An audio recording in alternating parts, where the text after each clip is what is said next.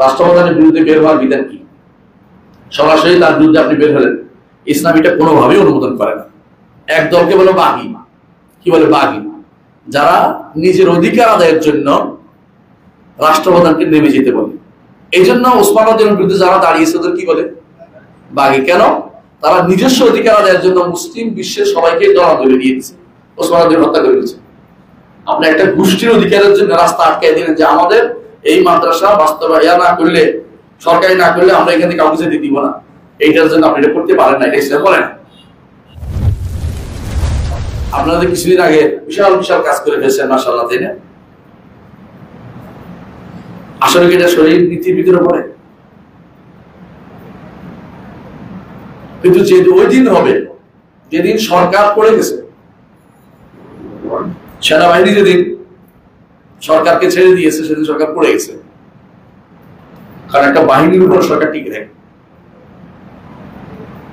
সেদিন থেকে শুধুমাত্র আপনাদের সরকার বৈধ, এই বর্তমান। এর আগের ওই সরকারে ছিল, এই সরকার আসার আগ পর্যন্ত। কথা ঠিক না? ঠিক আছে, বুঝতে হবে জিনিসটা। একজন রাষ্ট্রপ্রধানকে পরিবর্তনের কয়টা সিস্টেম? একটা হচ্ছে নিজে থেকে চলে যাবে, দুই নম্বর হচ্ছে তাকে জোর করে ক্ষমতা থেকে নামানো হবে। এতে ফেতনা বেশি, এতে ফেতনা বেশি, এতে সমস্যা বেশি।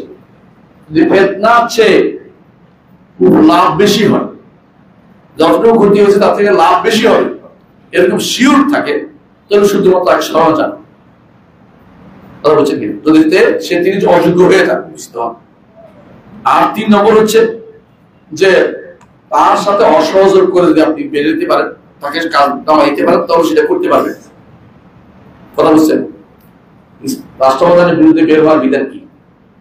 সরাসরি তার বিরুদ্ধে আপনি বের হলেন, ইসলাম এটা কোনোভাবেই অনুমোদন করে না। এক দলকে বলে বাগী, কি বলে বাগী, যারা নিজের অধিকার আদায়ের জন্য রাষ্ট্রপ্রধানকে নেমে যেতে বলে। এই জন্য ওসমান রাদিয়াল্লাহু বিরুদ্ধে যারা দাঁড়িয়েছে ওদের কি বলে? বাগী। কেন?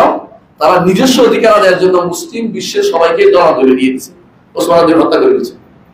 আপনি একটা গোষ্ঠীর অধিকারের জন্য রাস্তা আটকাই দিলেন যে আমাদের এই মাদ্রাসা বাস্তবায়ন না করলে, সরকারি না করলে আমরা এখান থেকে কাউকে যেতে দিব না। এইটার জন্য আপনি এটা করতে পারেন না, এটা ইসলাম বলে না। এটা অনুমোদিত না। রাষ্ট্রীয় কোনো অধিকার পাওয়ার জন্য আমরা রাস্তা আটকাই দিবেন, সেটা বলে না। রাষ্ট্রীয় সবাইয়ের অধিকার হলে এক কথা, ব্যক্তিগত বা গোষ্ঠীগত অধিকার আদায়ের জন্য আপনি কোনোদিন রাস্তা বন্ধ করতে পারবেন না। মানে এটা বাগী, এটা বাগাওয়াতের ভিতরে পড়বে। দুই নম্বর হচ্ছে খারেজি। খারেজি কারা? তার মতের বিরুদ্ধ, বুঝছেন?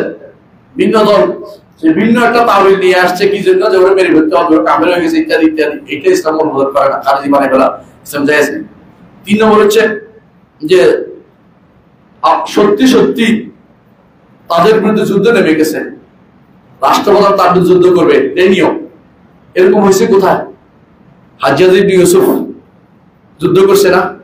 কারণ তার বিরুদ্ধে এখন যদি রাষ্ট্র যুদ্ধ না করতে, রাষ্ট্র ঠিক হয়ে যেত, মুসলিমদের ঐক্য থাকবে না, বাধ্য আপনাকে যুদ্ধ করে এক রাখতে হবে। আমরা যদি কোনো বোমার লোকেরা যদি বলে আমরা মানি না, হ্যাঁ আমরা কেন্দ্রীয় সরকারকে মানি না, তো এটাকে মেনে নিতে পারবে।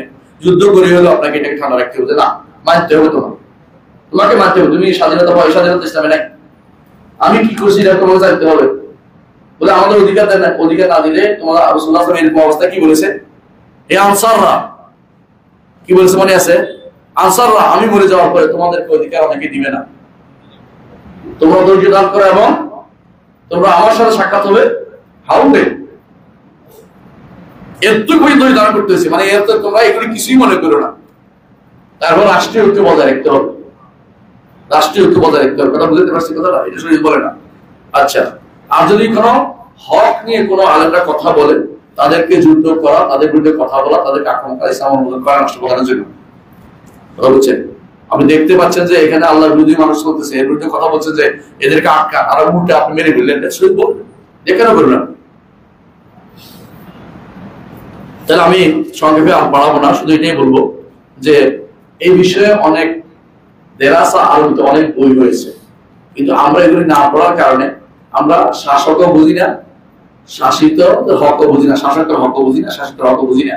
আমরা শাসক কে হবে, শাসক কে বানাবে, রাষ্ট্র আমাদের সুরা সদস্য কে হবে, অ্যাসেম্বলি সদস্য কে হবে, সুরা তো বুঝবেন না, হ্যাঁ কি বলে এটাকে, সংসদ সদস্য কে হবে এটাও জানি না, কারা ভোট পাবে এটাও জানি না, কাকে ভোট দিতে হবে এটাও জানি না। আমরা এখন লিবারাল গণতান্ত্রিক ইসলামিক গণতান্ত্রিক দল দাবি করে বসে আছি। লিবারাল আবার ইসলামিক আবার গণতান্ত্রিক, হ্যাঁ, ইসলামিয়া মদের দোকান।